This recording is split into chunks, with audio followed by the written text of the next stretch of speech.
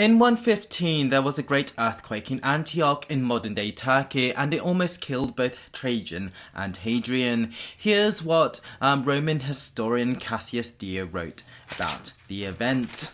While the emperor was tarrying in Antioch, a terrible earthquake occurred. Many cities suffered injury, but Antioch was the most unfortunate of them all. First, there came on a sudden great bellowing roar, and this was followed by a tremendous quaking. The whole earth was upheaved, and buildings leapt into the air. Some were carried aloft only to collapse and to be broken into pieces, and others were tossed this way and that as if by the surge of the sea. The crash of grinding and breaking timbers together with tiles and stones was most frightful, and an inconceivable amount of dust arose, so it was impossible for one to see anything, or to speak or hear a word. As for the people, many even who ran outside their houses were hurt, being snatched up and tossed violently about and then dashed to the earth as if falling from a cliff. Some were maimed, others killed.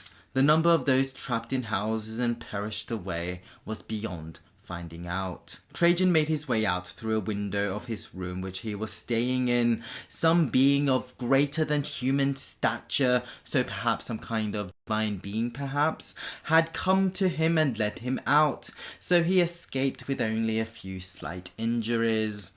Antioch was the largest city in the eastern part of the Roman Empire, with a population of normally about 500,000, but at this time it was further swollen, for Trajan and his entire entourage, including Hadrian and his conquering soldiers, were all wintering there from their eastern campaigns. Dio writes that the earthquake continued for several days, and modern estimates say that 260,000 people perhaps died, including the reigning consul Marcus Vergillianus. Among the terrible tragedies, there was a heartwarming story about a woman being dug out between the fallen timbers who had given birth to a newborn baby. She survived by feeding both her newborn and herself with her own milk.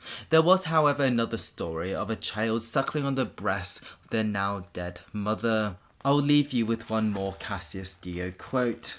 In Antioch, the whole Roman world suffered disaster. Thanks for watching.